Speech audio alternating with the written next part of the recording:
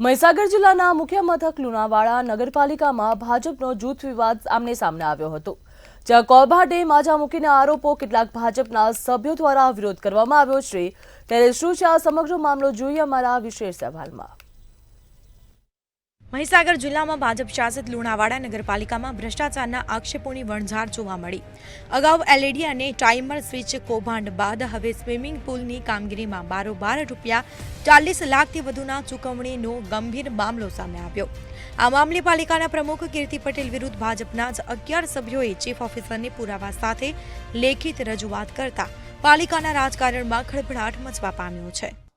આ જે ભ્રષ્ટાચાર ચાલી રહ્યો છે, અમને જે પ્રજાએ ચૂંટીને અહીંયા મોકલ્યા છે પ્રજાનું કામ કરવા માટે, ને આ જે ભ્રષ્ટાચાર ચાલી રહ્યો છે અમે નહીં ચલાવીએ, અને જ્યારે બી કંઈક ભ્રષ્ટાચાર થશે તો અમે આ જે અમારા સભ્ય જે 10 સભ્ય છે એ અમે અડીખમ વિરોધ કરશું। આનો કયા કામમાં ભ્રષ્ટાચાર થયો? આ એલઈડી પછી આ સ્વિમિંગ પુલનો આ બધા જે ભ્રષ્ટાચાર ચાલી રહ્યા છે, ને અગાડી બી જે ભ્રષ્ટાચાર થશે તો અમે એના વિરોધ કામ કરશું અને પાર્ટીની અંદર રજૂઆત બી કરશું કે આ જે ભ્રષ્ટાચાર નગરપાલિકામાં જે થઈ રહ્યો છે, પહેલા એલઈડી લાઇટનો વિષય બહાર આવ્યો, ટાઈમર સ્વિચ જે 5000ની ટાઈમર સ્વિચ હતી એના 55,000 રૂપિયા કરીને 32 લાખ રૂપિયા જેટલા બિલ મૂક્યા છે।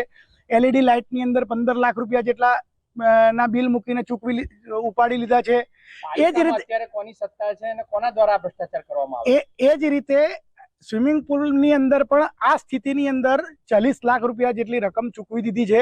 એનો અમે 11 ભાજપના સભ્યોએ ભેગા થઈને એનો વિરોધ કર્યો છે। લુણાવાડા નગરપાલિકામાં છેલ્લા 8 મહિનાથી ભારતીય જનતા પાર્ટીનું શાસન આવ્યું છે। એમાં વિવિધ વિકાસલક્ષી કાર્યો પૂરજોશમાં ચાલી રહ્યા છે।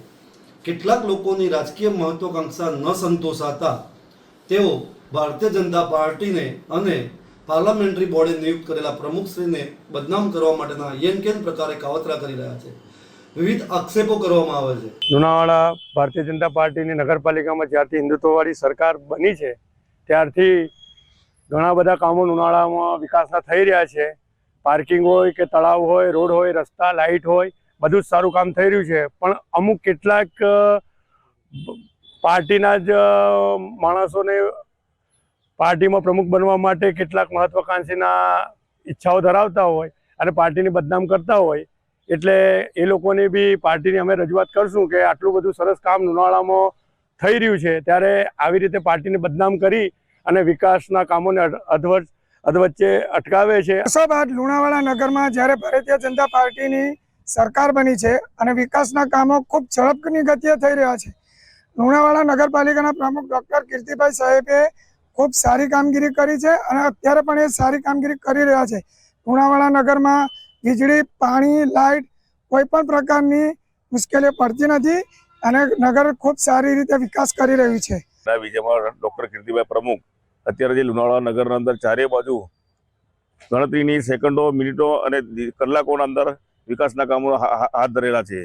તેમાં વિરોધ પક્ષના નેતાઓ છે, પક્ષના થોડાક વફાદાર કોર્પોરેટરો તો થોડો ઘણો વિરોધ કરી રહ્યા છે અને ખોટી રીતે ડૉક્ટરને બદનામ કરે છે। પ્રમુખ બહુ સારું કાર્ય કરી રહ્યા છે। આ આંતરિક વિવાદમાં ભાજપના સભ્યોને વિરોધ પક્ષના નેતાઓએ પણ સાથ આપવાની જાહેરાત કરતા લુણાવાડા પાલિકામાં રાજકીય હડકંપ મચવા પામ્યો છે। હવે આ મામલે ભાજપ મોવડી મંડળના નિર્ણય ઉપર સૌની નજર ટકેલી છે। આગામી સમયમાં પાલિકામાં નવા જૂની થવાના સ્પષ્ટ એંધાણ પણ વર્તાઈ રહ્યા છે। વિમલ સોલંકી, મંતવ્ય ન્યૂઝ, લુણાવાડા।